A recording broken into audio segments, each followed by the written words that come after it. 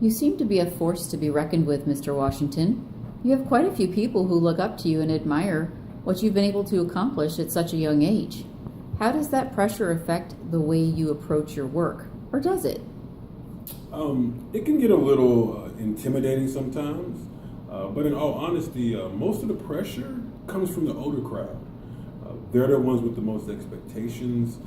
My actual peers and most of the friends of my own age are really open and accepting of me trying new things without the added pressure of comparing it to whatever it was that I did last. I jump around a lot, and the people that I care about and are kind enough to support me, they give me room to do that. And I think that's how I've been able to, in a roundabout way, meet their expectations. Now, I know you're a very active social media participant. I actually follow you on Instagram. Oh, thank you. Oh, I love it. But I've noticed that over the last few weeks, you've been rather quiet on the digital front. Why is that?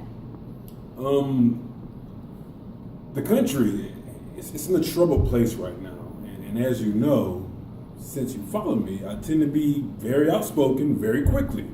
But I felt like this was a moment where I needed to actually, sit back and observe how the rest of the country was reacting, and rather than jumping right back into the thick of things and being hit by all the emotional backlash.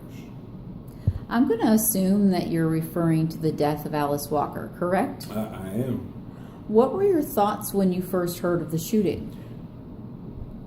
Initially, I felt indifference. I hadn't heard the whole story, and it sounded like it was another accidental shooting. So as sad as that is for everyone involved, I glazed over it and wrote it off. You said initially you were indifferent. What's changed? The facts, for one thing. Initially, it was a young woman who was hit by a stray bullet in a robbery gone wrong, right? Yes. And the next thing I know, Alice Walker's face is on every news channel and website on the planet, and each one is telling a different story. Oh, she was in possession of marijuana. Oh, she lifted